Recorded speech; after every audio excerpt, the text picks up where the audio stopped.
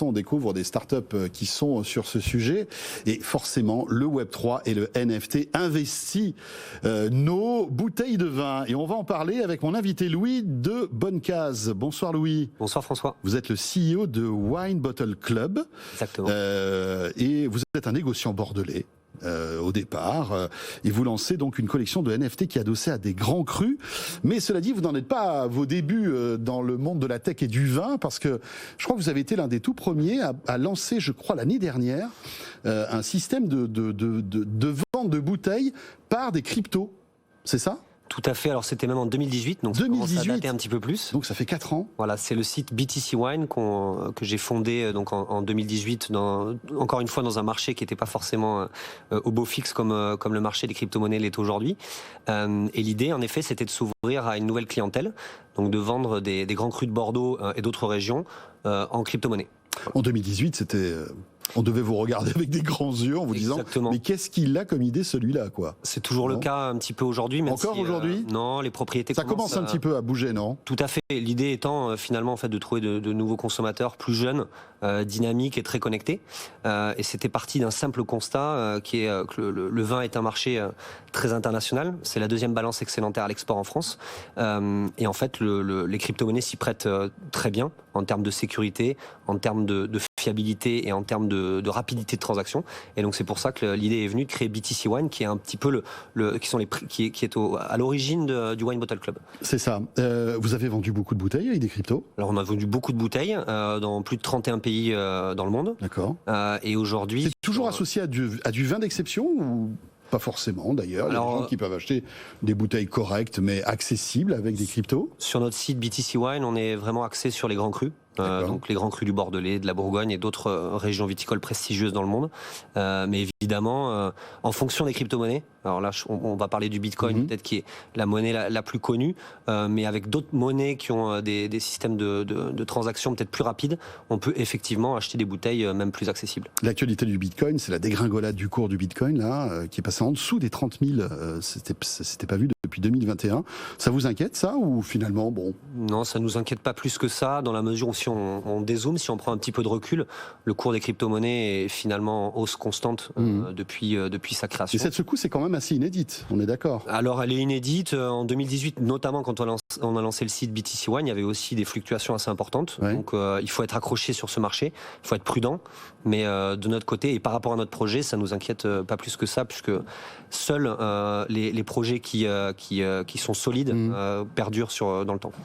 Alors, ce qui est intéressant, c'est qu'au-delà de votre projet, donc, et c'est même plus qu'un projet, puisque vous vendez des bouteilles de vin donc avec des cryptos, vous avez lancé le Wine Bottle Club. Et là, c'est intéressant, c'est que vous partez du principe qu'une bonne bouteille de vin, un grand cru, peut être associée à un NFT. Voilà, comme aujourd'hui les NFT sont associés à l'art, à énormément de choses, le cinéma s'intéresse à tout ça, pourquoi pas le vin? C'est ce que vous vous êtes dit en fait. Tout à fait, en fait on est parti du constat que la technologie des NFT était utile pour rendre infalsifiable une œuvre numérique et on a eu l'idée, alors non pas de cibler la traçabilité de la bouteille, chose qui est en projet, mais plutôt d'aller cibler... C'est plus compliqué non ça? Alors c'est compliqué, notamment par la diversité des fournisseurs, oui. par un certain nombre de paramètres comme les transports, le stockage. Les propriétés sont pas forcément toutes accordées là-dessus, donc Mais ça va demander du travail et beaucoup de pédagogie, j'imagine, de votre côté. Exactement. Donc dans un premier temps, nous ce qu'on a décidé, c'est d'utiliser la technologie des NFT pour cibler le consommateur directement et lui donner des avantages. Donc en fait, le Wine Bottle Club, c'est une promesse qui est assez simple. Vous avez un NFT, donc une œuvre numérique. D'ailleurs, on le verra peut-être après, mais on collabore avec John Wan, qui est un artiste de renommée internationale dans le graffiti notamment. Donc on a une œuvre numérique avec le NFT. On a une bouteille physique qui est backée, une bouteille de Grand Cru, et également une carte de membre, donc des avantages liés au club. Et c'est là-dessus qu'on se focalise. Voilà. Donc, en gros, j'achète une bonne bouteille. Ça coûte combien, tiens, une bouteille chez vous? Le prix du NFT... Alors, il y a du lourd, hein, quand même. Hein. Il y a du Margaux, il y a du Saint-Émilion, puis voilà, il y a même des bouteilles qui vont être révélées prochainement, qui seront des bouteilles très très très haut de gamme. Tout à fait. Ça. Tout à fait. Là, on sortira d'ailleurs de Bordeaux, parce qu'on n'est pas fermé uniquement à Bordeaux. Si on a commencé avec les grands crus du Bordelais, comme Château Pape Clément, Château Cheval Blanc et Château Gruau-la-Rose, c'est parce qu'on est allocataire, donc négociant à Bordeaux. Oui, que c'était un peu chez vous. Exactement. Mais ça a aussi une aura en Bourgogne, il y a des trucs sympas aussi. Tout à fait, mais la production est plus limitée en Bourgogne. Oui. Et c'est vrai que Bordeaux, on a à cœur de dynamiser les grands crus de Bordeaux, puisque comparé à d'autres régions viticoles françaises comme le Cognac, le Cognacé et la Champagne, il y a peut-être un petit manque en termes de dynamisme et de communication. Et c'est là aussi qu'on vient aider la filière en ce sens. Alors racontez-nous, j'achète une bouteille chez vous, j'achète le package bouteille de vin NFT. Comment ça se passe et expliquez-moi un petit peu l'expérience client que j'ai. Alors il y a 4926 NFT qui sont à la vente, qui seront mis en vente d'ici 3 semaines maintenant, donc le 1er juin pour la vente publique, ce qu'on appelle un mint, donc la création d'un NFT. La veille pour les chanceux, ceux qui sont whitelistés, c'est-à-dire ceux qui ont participé activement à notre communauté. Oui. Auront la primeur en fait. Exactement, ils pourront acheter avant et avec une remise de 30%. D'accord. Donc tous les gens qui ont été actifs sur notre communauté, comme nos réseaux Twitter, Instagram et Discord, qui est le réseau qui est privilégié dans le Web3, ces gens-là pourront minter en amont. Donc 4926 NFT qui sont attribués de manière random, donc de manière aléatoire. On ne sait pas si on va avoir un château cheval blanc ou une édition spéciale, parce qu'on a une édition spéciale QV Bitcoin limitée. Et en fait, voilà, l'idée c'est... Donc ça, c'est un peu la loterie, j'achète un NFT. Exactement. Et je le séquence que j'ai... Alors c'est environ 2 semaines après, donc il y a une période de reveal, durant laquelle en fait on peut continuer d'échanger les NFT, mais on ne sait pas encore quelles seront les bouteilles qui sont adossées. Et à l'issue de ce reveal, vous saurez si vous avez une bouteille de cheval blanc, une bouteille de QV Bitcoin, ou alors une des 6 légendaires qu'on va bientôt annoncer à notre communauté. Voilà. Et là, les 6 légendaires coûteront évidemment beaucoup plus cher. Ce seront des bouteilles d'exception, j'imagine. Exactement, ce sont des bouteilles aux alentours des $10 000. $10 000, d'accord. Donc ça, le NFT, la bouteille, et puis après il y a tout ce club que vous mettez en place. Exactement. Qui est comme une espèce de club VIP pour avoir des avantages liés donc à tout ça. Exactement, donc c'est la troisième promesse qui est celle de la carte de membre dans le club du Wine Bottle Club. Et l'idée c'est d'avoir une expérience globale, c'est-à-dire que c'est un peu la différence entre le Web 2 et le Web 3.